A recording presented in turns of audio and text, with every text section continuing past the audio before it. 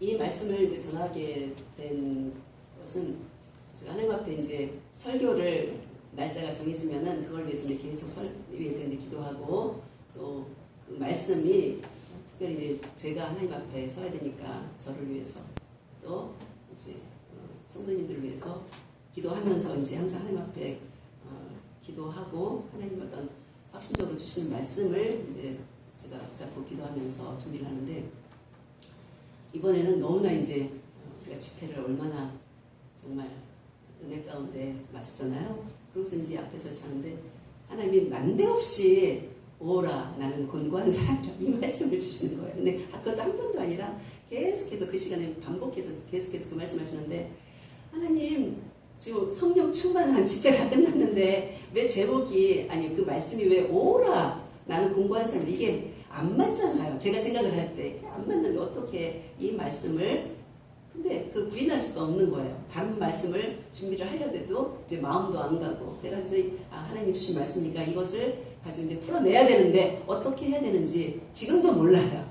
준비를 하게도 하나님께서 어떻게 말씀하실지 그래서 우리 가운데 하나님께서 정말 회복시키시기를 원하시고 또 곤고한 사람이 있고 또 공감을 알아야 되기 때문에 하나님이 이 제목을 우리한테 주신 거라고 믿고 하나님 앞에 감사를 드립니다. 특별히 오늘은 물론 나오신 분들도 너무 환영하고 너무 하나님 최고죠. 하나님 앞에 그 어려운 가운데 모든 것을 다 그럼에도 불구하고 또 여러 가지로 또 이제 나오고 싶어도 나오지 못한 분들도 계시고 또 여러 가지로 또 집에서 또 영상으로 예배드리는 모든 분들도 환영하고 축복하고 하나님 앞에 감사를 드립니다. 할렐루야. 네. 자, 제목을 한번 좀 따라 읽어보도록 하겠습니다. 오라 나는 공고한 사람이로다. 오라 나는 공고한 사람이로다. 혹시 이런 표현을 평소에 해본 적 있어요? 나는 참 공고한 사람이에요.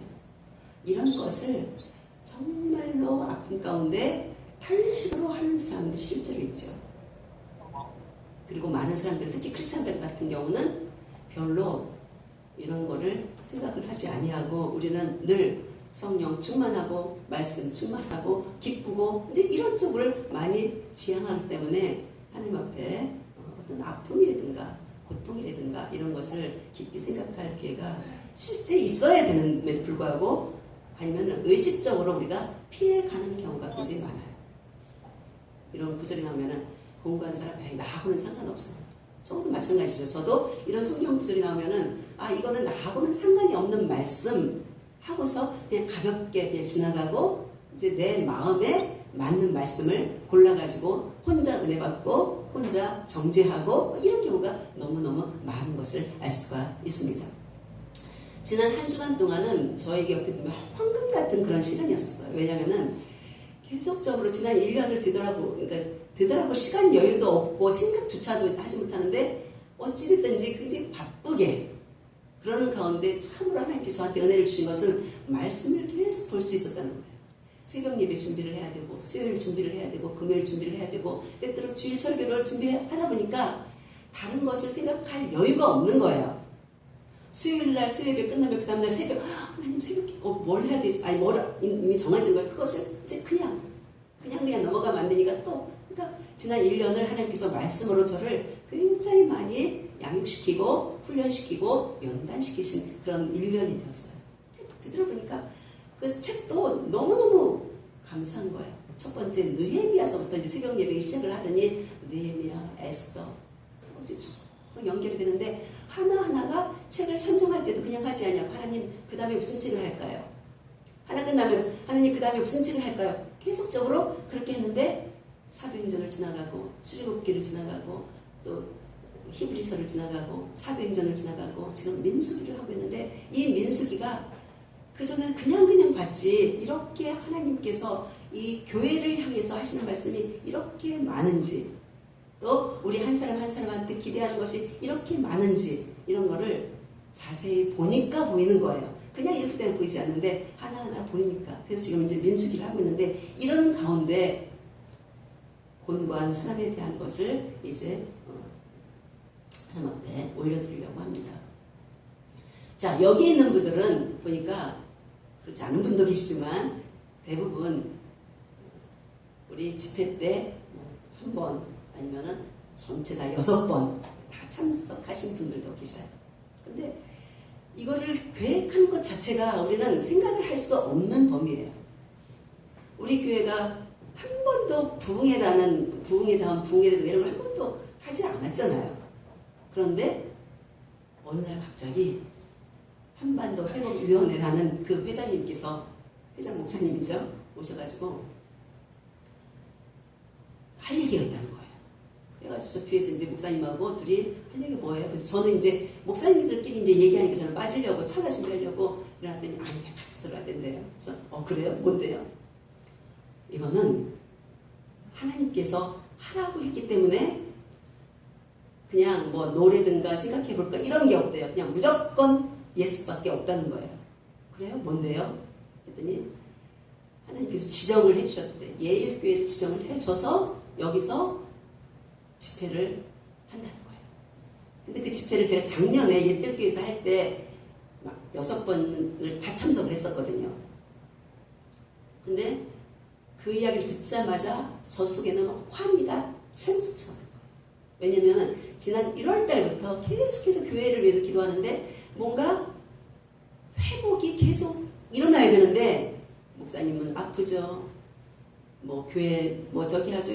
여러 가지 문제로 계속해서 아픔이 있고 뭐 그러는 가운데 하나님이 저한테 직접적으로 주신 말씀 중에 하나가 뭐냐면요. 사탄이 휘젓는 속에서 속아 사는 인생이라는 그런 말씀을 직접적으로 음성으로 들려주신 거예요. 저는 이게 뭐지? 했는데 그 말이 떠나지지가 않는 거예요. 그 음성이. 이 강에서 여기로부터 이렇게 여기 앉았는데 뭐 선명하게 이런 건 아니지만 그런 제가 신앙생활을 하면서 하나님의 음성을 2번을 들었어요. 다 우리 교회에서 들은 거죠. 한 번은 지금 김우람 전사님 그 뒷자리에서 제가 항상 이제 기도를 하는 그 자리인데 그때는 언제냐면요. 우리 교회가 갑자기 평안하게 있다가 갑자기 소승에 휘말린 때가 있었어요. 이 땅에 전 주인 그 교회의 어떤 목사님께서 우리 그냥 예배 잘 드리는데 갑자기 이 땅 내놔라 하고서 소송을 해버린 거예요. 근데 그때는 제가 이제 막 직장생활을 할 때니까 교회를 와도 뭐 기도를 하겠어요. 뭐 하겠어요. 예배 그냥 드리고 새벽에 그냥 왔다 갔다 하고 저녁 때 시간 나면 왔다 갔다만 하지 진드감치 앉아서 기도도 못할 그럴 때였었어요. 그러다 보니까 목기자가 기도 안 하는데 성도들이 기도하겠어요? 다 바쁘죠. 우리 그때 옛날에는 더 젊으니까 다 일하는 사람들이고 성도도 많지 않은 그런 가운데 근데 너무나 정말 비참한 상태인 거야. 우리 어떻게 보면요. 하루아침에 교회를 다 빼앗기고 없는 돈에서 1억 이상을 막 끌어들여가지고 교회 건물을 짓고서 예배를 드리는데 이거를 다 빼앗길 수밖에 없는 그런 상황이 되는 거예요. 하나님 앞에 그걸 어찌하겠어요. 그래서 맨 뒤에 앉아서 깊이 기도하는 것도 아니고 그냥 하나님 어떻게 해요? 하나님 어떻게 해요? 근데 그때 주신 말씀이 더 깊이 기도하라. 이 말씀을 음성으로 그때 주신 거예요. 맨 뒤에 앉았는데 그래서 그때 제가 너무나 기뻤던 게 뭐냐면 하나님이 뭔가 일을 하시는데 교회를 위해서 일하시려고 지금 말씀하신 거구나. 아무 응답이 없으면 그냥 버려진 것처럼 생각을 할 수도 있는데 더 깊이 기도하라. 기도하라고 한 것은 하나님의 뜻대로 교회를 세워가려고 하시는구나. 이렇게 이제 제가 해석을 하고 감사를 드렸어요. 근데 너무나 놀랍게 그 일이 있고 나서 얼마 있다가 그것도 처음이죠. 우리 교회에서 옆에 이제 물된 농산교회라고 했는데 그 교회 이제 목사님이 그러니까 동대전 교회 있을 때 청년으로 전사님으로 굉장히 이제 친하고 서로 기도 제목을 나누고 지금도 목요기도회 때 이제 같이 기도하는 그런 목사님인데 갑자기 전화가 와가지고 이 교회에 와서 기도를 하겠다는 거예요. 그래가지고 근데 목사님 뭐라고 하시냐면요. 건물을 빌려달라는 식으로 이제 받아들인 거예요. 그러면서 김밥을 한 20개만 준비를 하라는 거예요. 뭐 김밥 준비하는 거 어렵지 않으니까. 그래서 김밥을 이제 사다가 뒤에 놓고 이제 물 넣고 했는데 그 당시에 한 25, 한 30-40명 정도가 이 교회에 와가지고 막 난리를 치면서 하나님 앞에 기도를 한 거예요. 처음 있는 일이죠. 우리가 기도해야 해서 일을 해. 그러면 그렇게 오면은요 한 50을 기도하는 거예요. 비교할 수 없을 정도로 기도의 양이라든가 질이라든가 이 깊이가 여기서 팍 터져버리는 거죠. 그런데 더 감사한 것은 그 당시에는요 성도들이 다 어리다고 생각을 하고 다 실제로 이제 어리고 다 바쁘고 하니까 목사님 그런 것도 전혀 성도들한테 얘기도 안 한 거예요. 교회 이런 문제가 있다. 우리 기도하자. 이런 얘기도 거의 하지 않는 거예요. 어느 정도 일이 커지고 나서 이제 얘기를 한 거죠. 근데 그러는 가운데 기도를 하는데 그 목사님이 다 이제 끝나고 가는데 저한테 잠깐 와보라고 하는 거예요. 그러면서 뭔가 종이를 하나 저한테 쥐어주는 거예요. 그래서 이거를 한번 다 간 다음에 한번 보라는 거예요. 어떤 분이 우리 교회를 위해서 기도하는데 하나님이 주신 말씀이라고 하면서 그 깜깜하잖아. 기도할 때 다 끄고 하니까 깜깜한 중에 하나님이 말씀을 주셔서 어떤 예언적인 말씀이죠. 그래서 막 적어서 나한테 전해주라고 주셨다는 거예요. 그래서 그것을 받고서 다 간 다음에 이제 떨리잖아요. 어떤 말씀을 주셨을까 떨리는 마음으로 봤었는데 연필로 썼기 때문에 선명하지도 않는데 제가 하나님 앞에 많이는 하지 못하지만 깊이는 하지 못했지만 기도하는 가운데 굉장히 평안함을 주시고 교회를 하나님이 세우신다는 그런 말씀으로 거기 다 있는 거예요. 그래서 걱정하지 말아라, 염려하지 말아라, 하나님이 교회를 지키신다. 그런 말씀으로 예언적인 말씀을 쭉 써서 저한테 주셨는데 전 속으로 제가 미리 기도했을 때 그 응답하고 똑같기 때문에 할렐루야 한 거죠. 근데 그러고 나서 그 후에 너무나 악한 일들이 교회에서 막 벌어지기 시작해요. 교회 안에서 벌어진 게 아니라 이제 이 교회를 빼앗으려고 하는 그런 악함이 너무나 흉흉하게 막 오는 거예요. 재판 걸고 없는 교회를 새로 개척을 해서 막 사진 찍어서 법원에 보내고 막 이사장을 고발을 하고 우리 교회가 이제 재단 이사에 들어가 있으니까 이사장을 고발을 하고 막 이사들을 막 다 쑤셔놓고 이런 식으로 된 거예요. 그런데 너무나 놀랍게 하나님께서 증거가 하나도 없잖아요. 완전하게 법적으로 다 되어 있음에도 불구하고 그런 증거가 없는데 그분이 먼저 다니던 교회 그 교회에 있다가 어떤 장로님이 다 그 서류를 가지고 나가버렸어요. 다른 교회를 간 거예요. 그랬는데 그 때를 맞춰가지고 이분이 그 교회에 다시 출석을 하게 된 거예요. 왠지 몰라요. 출석을 하게 되면서 우리 교회를 이거를 이야기를 듣고 구체적으로 막 돕기 시작하는 거예요. 그래서 자기 집에 있던 옛날 헌금 장부 막 이런 걸 다 뒤져가지고 무슨 소리냐 이게 걔 땅 아니다. 이건 교회 땅이다. 교회가 세금냈다. 그리고 교회에서 이제 감당 못해서 우리 재단에 넣었다. 막 이런 거를 다 증빙 서류를 붙여가지고 다 증거를 해주시는 거예요. 그래서 여러 가지 과정을 거쳐서 이제 재판에 들어갔지만 하나님께서 그것도 우리가 잘 아시는 것처럼 갑자기 다 해결이 되는 그런 은혜를 주셨는데 이번에 이제 그런 거 하는 가운데 이제 교회를 생각할 때 너무 이제 가슴이 아프죠. 교회를 생각해서 가슴이 아픈 게 아니라 성도들을 생각할 때 너무 이제 가슴이 아픈 거예요. 3월 달에 이제 그런 부활절에 그런 여러 가지 했는데 속아서 산다는 생각을 못하는 거예요. 우리는 하나님의 자녀이기 때문에 하나님이 늘 우리를 보호해 주시고 늘 우리랑 성령 충만하고 늘 나는 완전한 보장이 하나님으로부터 온다고만 생각을 하지 내가 지금 속아서 살고 있다는 생각은 거의 하지 못하는 거예요. 사탄은 어떤 거예요? 너무나 잘 공중 권세를 잡고 어떻게 하면 죽일까? 교회를 깨부실까? 성도를 죽일까? 시시탐탐 노리는 것이 바로 사탄, 귀신들이에요. 여러 가지 교묘하게 사람을 속이고 교묘하게 거짓말을 하고 그래서 사람들끼리 진흙탕 속에서 싸우도록 만드는 거예요. 그리고 결과는 하나님을 떠나게 만드는 것이 사탄이 하는 전략이에요. 우리는 너무나 자주 속아 넘어가요. 근데 분명한 것은 거기에 속으면 안 돼요. 왜? 세상은 사탄이 휘젓는 세상이기 때문에. 그래서 우리는 늘 경계를 하는데 이 경계를 하면 우리가 사탄의 괴계를 알 수 있기 때문에 우리는 승리할 수 있어요. 아멘? 오늘 우리가 로마서 7장을 거기 앞에 부분을 쭉 읽었어요. 로마서는 우리가 너무나 잘 아는 그런 기본적인 상식이 다 있잖아요. 사도 바울이 로마 교회에 보낸 편지예요. 고린도에서 그 헬라 지역이 고린도에서 3년을 머물면서 이제 자기가 이제 쓴 글이죠. 근데 물론 로마 시민권을 가지고 있고 이런 삶임에도 불구하고 로마 교회를 직접 개척한 게 아니에요. 선교여행을 1차, 2차, 3차를 하잖아요. 1차 때, 2차 때, 또 3차 때 많은 교회를 세우고 또 세운 교회를 다시 돌아보고 이런 것들이 사도행전에 보면 쭉 나오고 그게 이제 서신서하고 계속 이제 같이 연결이 되는데 지금 로마서 같은 경우는 이제 3차 전도 여행이 어느 정도 끝날 때쯤에 이제 고린도에 있을 때 쓴 로마에 보내는 편지예요. 근데 그 쓴 목적은 뭐냐면요. 굉장히 로마를 가고 싶어 했어요. 거기에 자기가 사랑하는 믿음의 동역자들이 너무너무 많은 거예요. 왜냐면은 이 로마가 이제 유대인들이 살지 못하도록 다 내보냈어요. 그렇게 하다가 이제 왕이 바뀌면서 이들이 이제 다시 꾸역꾸역 로마로 들어가서 거기서 복음을 증거하는 거예요.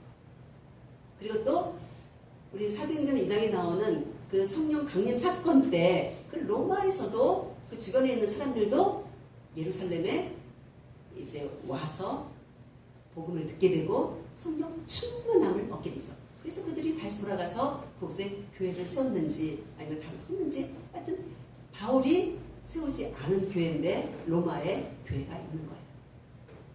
그리고 거기에 브리스길라라든가 아굴라라든가 많은 사람들이 이미 또 같이 교회를 세웠던 1차, 2차 때 또 3차 앞에 세웠던 사람들이 또 로마에 많이 가 있는 거예요.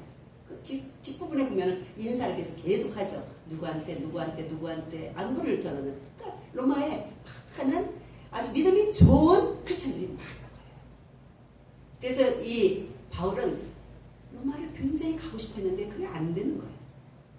그리고 또 하나는 이 로마를 통해 가지고 스페인에 가서 복음을 전하기를 원하는 거예요. 그때 당시에 땅끝이라고 생각하는 거죠. 거기 가서 스페인에 가서 복음을 증거하고 싶은데 자 우리가 전도를 하러 갈 때 그냥 가는 사람도 있죠. 거지 전도에 기도 팍하냐 가서 현지에서 다 조달을 하는 먹는 거 자는 거 다 현지에서 조달하죠.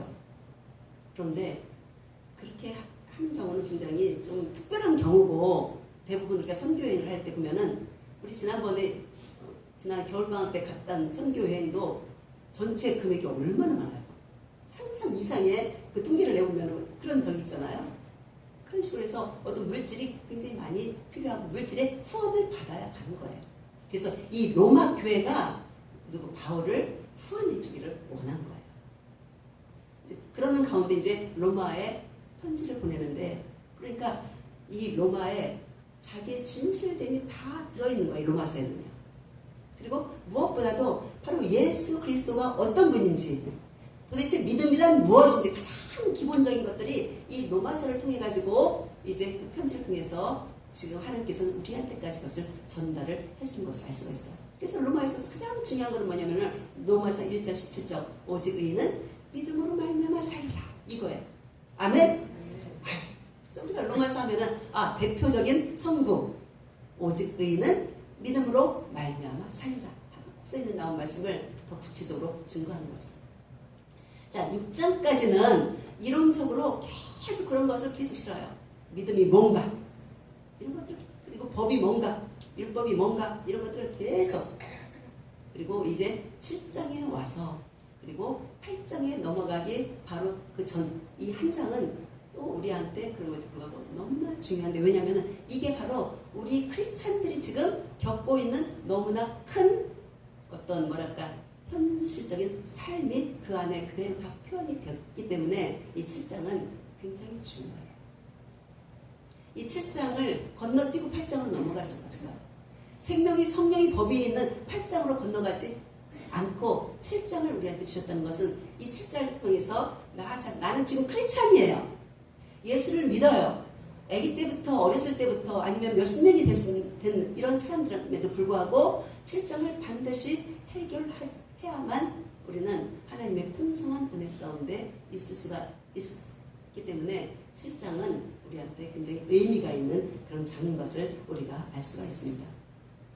그래서 하나님께서 이거를 좀 자세히 보라고 오라 나는 공부한 사람이라는 이 말씀을 주셨다고 저는 생각을 합니다. 그래서 이 오라 나는 공부한 사람이로다 이것이 나는 나와 상관이 없어. 나는 이미 예수를 믿어. 나는 직분도 있고 나는 지금 예수를 믿은 지가 뭐 하루 이틀도 아니고 몇십 년이야. 나한테 어떻게 이런 공부함이 나한테 있을 수 있어. 이렇게 그냥 건너뛰지 마시고 정말 내 속에 있는 것이 무엇인지를 다시 한번 들여다볼 수 있는 그런 계기가 되기를 주의 이름으로 축복합니다. 자, 로마서 7장 이 앞에 부분에 보면은요, 그 율법에 대한 것이 계속 이야기합니다. 자, 우리가 너무나 잘 알아요. 율법은요, 모세를 통해서 하나님께서 주셨어요. 그래서 이 유대인들은 이 율법을 지키느라고 굉장히 힘을 많이 썼어요. 어렸을 때부터 율법 공부를 하고, 어렸을 때부터 율법대로 살지 않으면 혼나고, 요즘 이야기하면 애들 같은 경우는 막 외우게 시키고, 억지로 외우게 시키고 하면서 그 율법이 하나님을 사랑하는 방법이고 하나님의 뜻대로 살아가는 방법이고 이 모든 것을 다 율법에 그래서 율법만 있으면 이제 다 모든 것이 다 해결되는 그리고 특별히 율법대로 살기만 하면 이제 다 걱정이 없는 왜? 하나님이 정해 주신 것을 다 지켜 행했으니까. 그래서 실제적으로 유대인들은요, 이 율법을 굉장히 지키려고 노력을 많이 하고 굉장히 엄격하게, 그래서 바리새인 뜻 자체가 뭐냐면은 이 율법을 철저히 지킨다는 뜻이거든요. 그래서 이 율법을 지키는 것은 굉장히 중요한데, 자, 여기 보니까 이 바울이 누구예요? 얼마나 율법에 정통한 사람이에요. 얼마나 공부를 많이 한 사람이에요. 율법을 그냥 한번 쫙 보고서 하는 게 아니라 더 깊이 하려고 가말리엘이라는 그 문화생이 되어서 거기서 깊이 율법을 연구한 사람이에요. 그러니까 안식일법이 하나가 아니야. 안식일을 지켜라. 이게 하나가 아닌 거예요. 거기에 얼마나 연결된 것들이 얼마나 많아요. 그러니까 안식일 하나를 지키기 위해서도 그렇게 많은 법들을 다 지키려고 하는 것이 다 특히 이 바울은 너무나 하나님을 열심으로 사랑하기 때문에 이 율법 지키는 것을 목숨처럼 생각을 하는 거죠. 그리고 그야말로 몸 안에 율법이 꽉 찬 사람인 거예요. 그 생각 속에 율법이 꽉 찬 거예요. 입 찌르기만 하면 입에서 율법이 쩍쩍쩍 나오는 그 율법이 꽉 찬 거예요. 가슴에도 율법이 꽉 차고.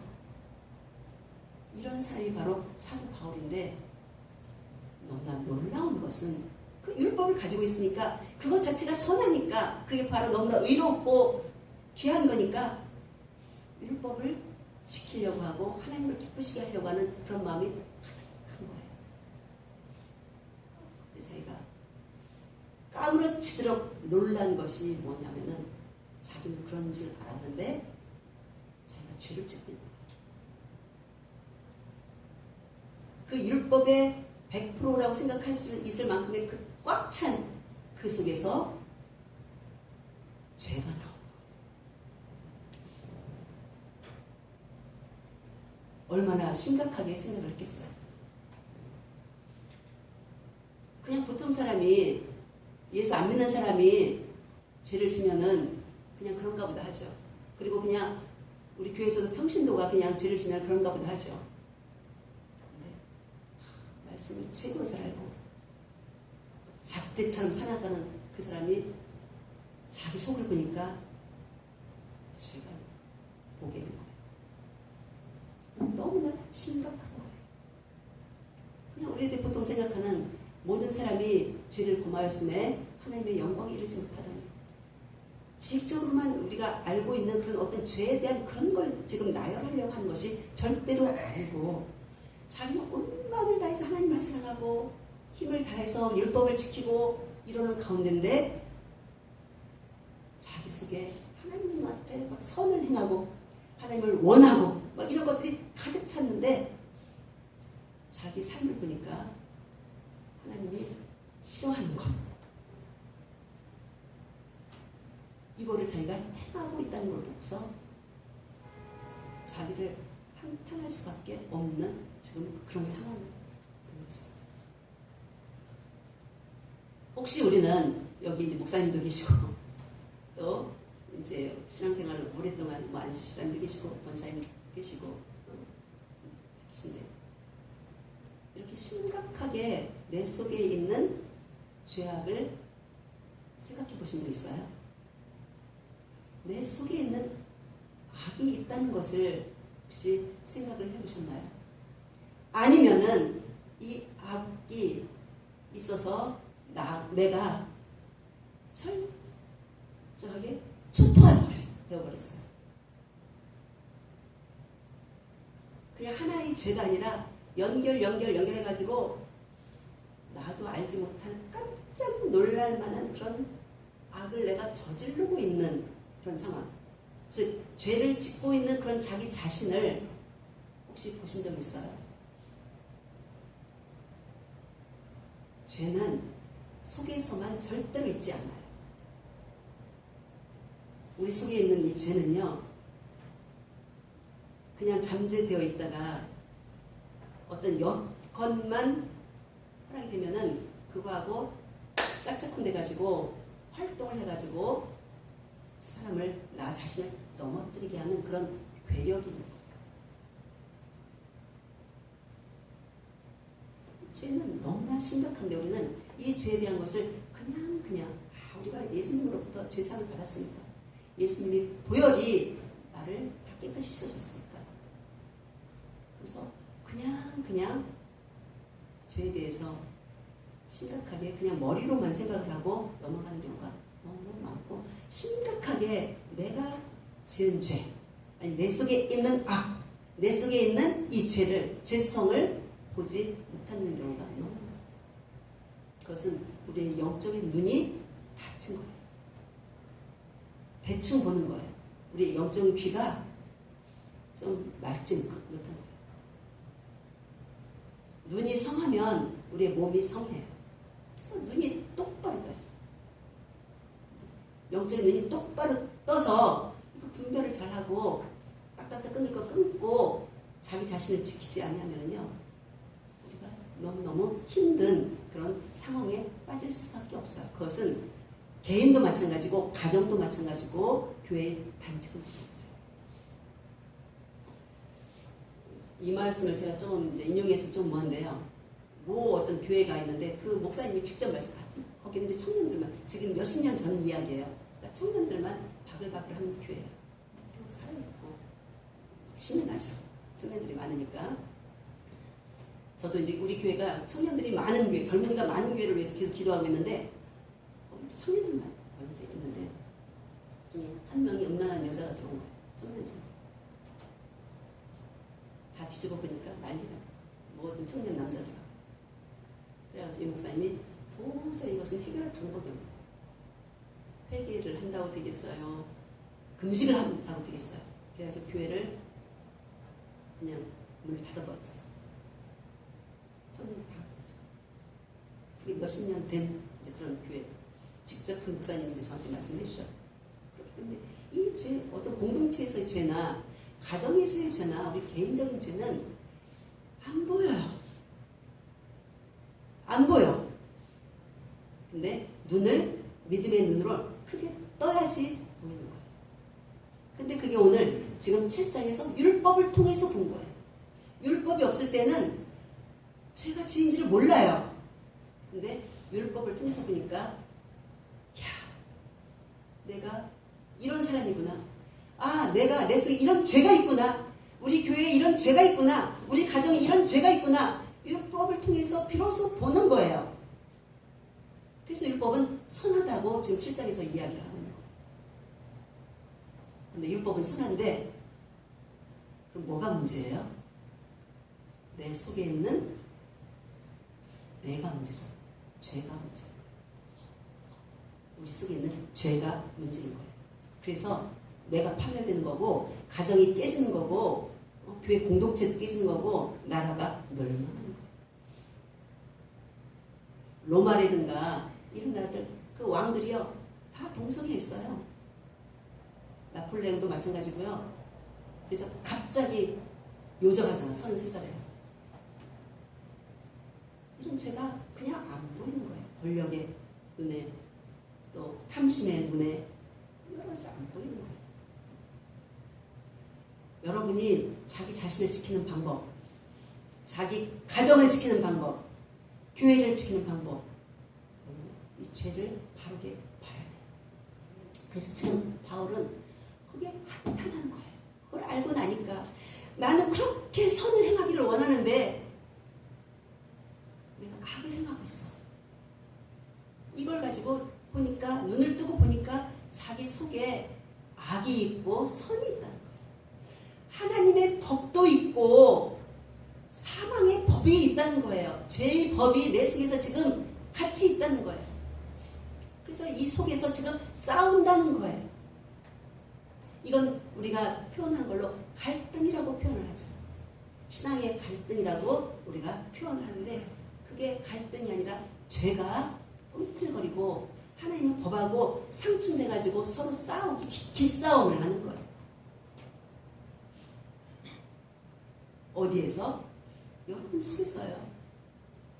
제 속에서요. 교회 안에서요. 가정 안에서요. 지금 싸우고 있는 거예요. 누가 세느냐? 어디에 복종하느냐? 복종은 어디에 복종하느냐에 따라서, 근데 대부분은요, 죄가 더 세요. 죄가 더 강해요. 그래서 우리가 거듭난 사람임에도 불구하고 죄가 뭔가 결정을 하잖아. 거기에 박수. 참 잘했어. 너 좀 쉬어야지. 너 참 잘했어. 뭐 해야지. 이렇게 박수를, 하나님의 의에 박수를 치는 게 아니라 죄로 인해서 결정, 죄의 법, 사망의 법에 박수를 친다는 게 문제가 되는 거죠. 왜? 우리 눈이 안 보니까. 우리 이거를 합리화시키고 그냥 고상한 표현으로 하지, 죄의 사망의 법이라고 표현을 안 해요. 분명하게 성경에는 죄와 사망의 법이라고 표현이 되어 있잖아요.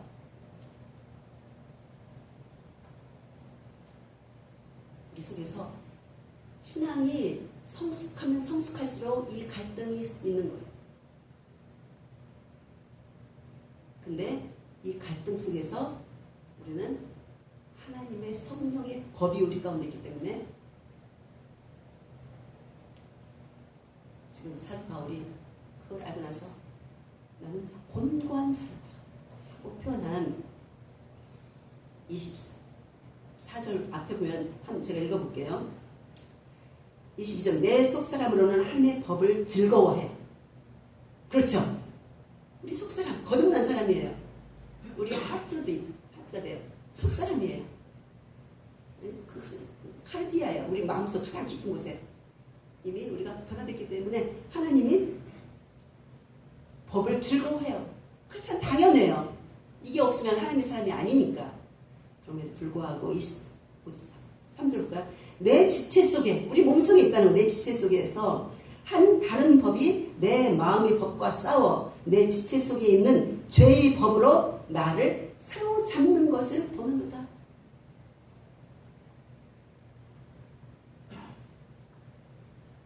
그러고 나니까 내가 어찌할 수가 없어요.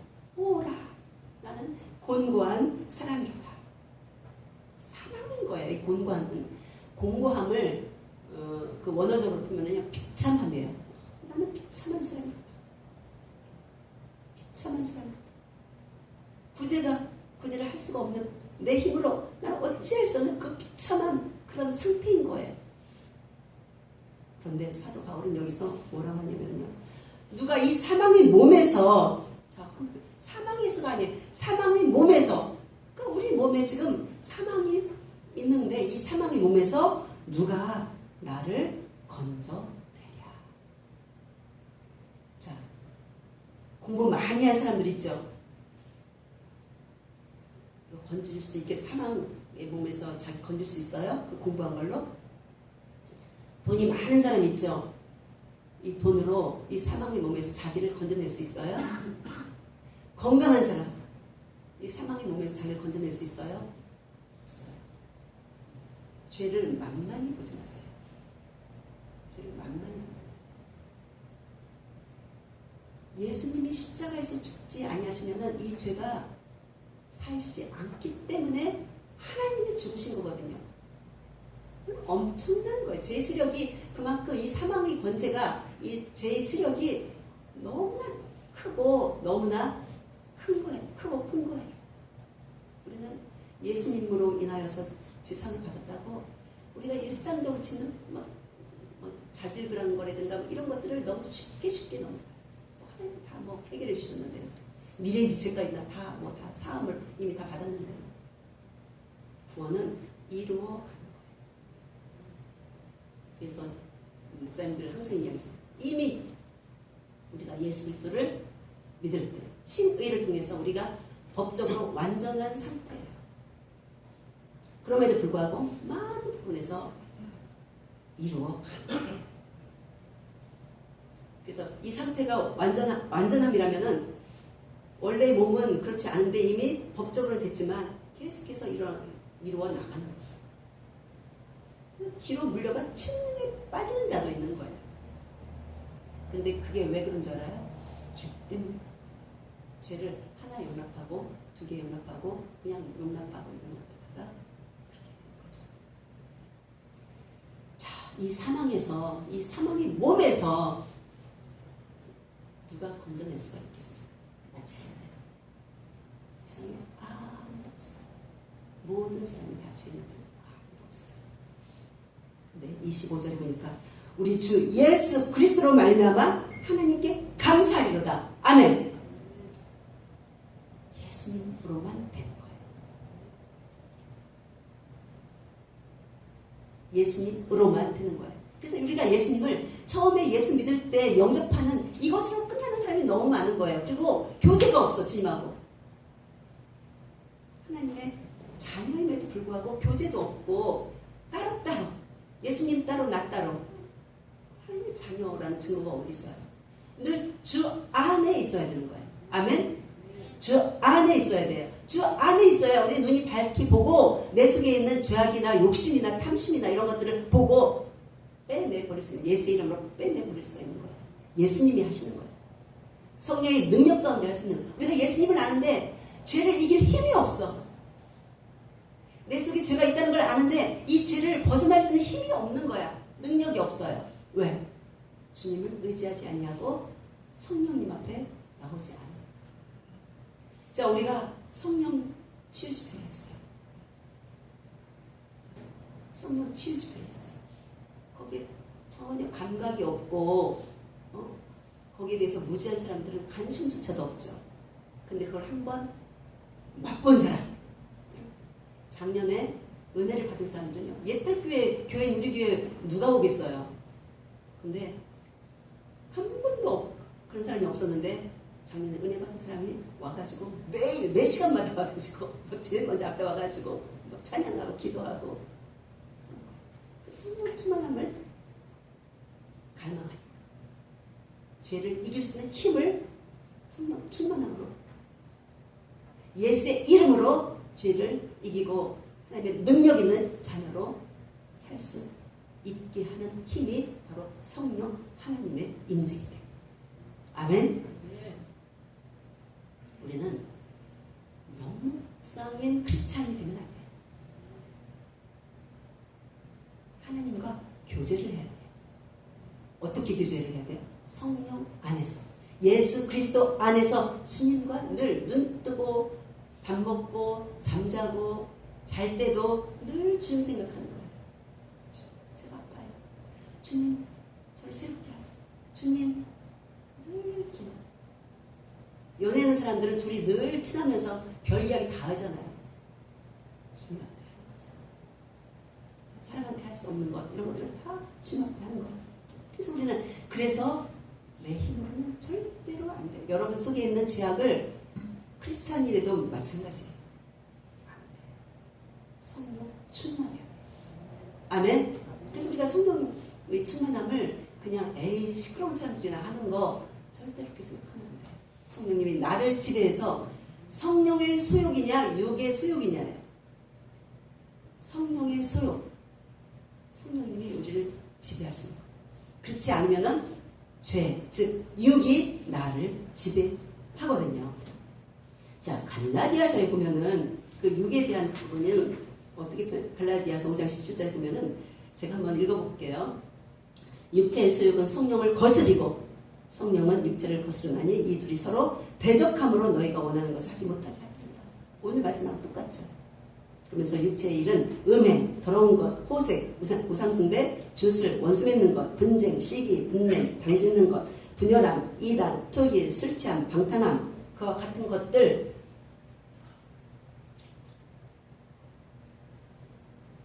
는 성령 충만해요. 늘 말씀 가운데 있고 성령님과 동행하는 저희가 교회입니다. 그래서 우리가 성령의 소욕 가운데, 성령의 법 가운데 우리가 지혜를 받고 살아야 돼요. 아멘? 그래서 내 속에 있는 죄를 볼 때마다, 그때마다 예수의 이름으로 쫓는 거예요. 하나님, 제 속에 악이 있어요. 그 불순종한다는 것은 악이 있어서 그런 거거든요. 이 악을 뽑아주세요. 울면서, 회개하면서. 이것은 언제까지 주님 앞에 서는 날까지. 예수 한번 영접하고 끝나는 게 절대로 아니에요. 예수 영접하고 끝난 사람은요, 예수님의 우편 강도밖에 없어요. 바로 천국 갔잖아요. 바로 죽었잖아요. 병상에서 그런 사람들 많이 있죠. 그렇지만 우리는 그렇게 하나님 허락하시지 않은 사람들이기 때문에 죄와 싸워서 내 힘으로는 안 되는데 예수의 이름으로, 성령 충만함으로 싸워서 이겨내야 돼요. 그래서 오라, 나는 공고한 자이다. 이걸 통해서 오늘은 내 자신을 한번 볼 수 있는 그런 기회를 다시 한번 갖기를 원합니다. 그래서 이 문제를 반드시 해결하고 주님 앞에 우리가 성령 충만함으로 쓰면서 능력 있게 주의 자녀로 살아가기를 주의 이름으로 축복합니다. 잠깐 기도하십니다. 할렐루야. 아버지 하나님 감사드립니다. 오늘은 우리 하나님께서 우리 한 사람 한 사람을 너무나 귀히 여기시고 사랑하시는데, 그럼에도 불구하고 우리 속에는 우리가 하나님의 자녀이고 하나님과 오랫동안 동행했음에도 불구하고 내 속에 늘 감춰두었던 그 죄악을 모르는 체하고 못 들은 체하고 못 느끼는 척하면서 살아갔던 수많은 것들이 우리 속에 있음을 다시 한번 보게 하시니 감사드립니다. 하나님, 오라, 나는 곤고한 자로다. 사도 바울이 고백한 것처럼 이것을 볼 수 있는 눈을 주셔서 정말 내 속에는 이렇게 악이 있구나, 이렇게 사망의 법이 나를 지금 이끌고 있다는 것을 봄을 통하여서 우리가 하나님의 법에, 하나님의 뜻에 우리가 박수치면서 우리가 결단하면서 우리가 기쁨으로 살아가도록, 그래서 하나님 우리의 삶이 비상하는 삶이 되게 하여 주옵소서. 우리의 교회가 비상하는 교회가 되게 하여 주옵소서. 우리의 가정이 비상하는 아버지 가정이 되도록 하나님 축복하시고 하나님 인도하여 주시옵소서. 감사하며 예수님 이름으로 기도합니다.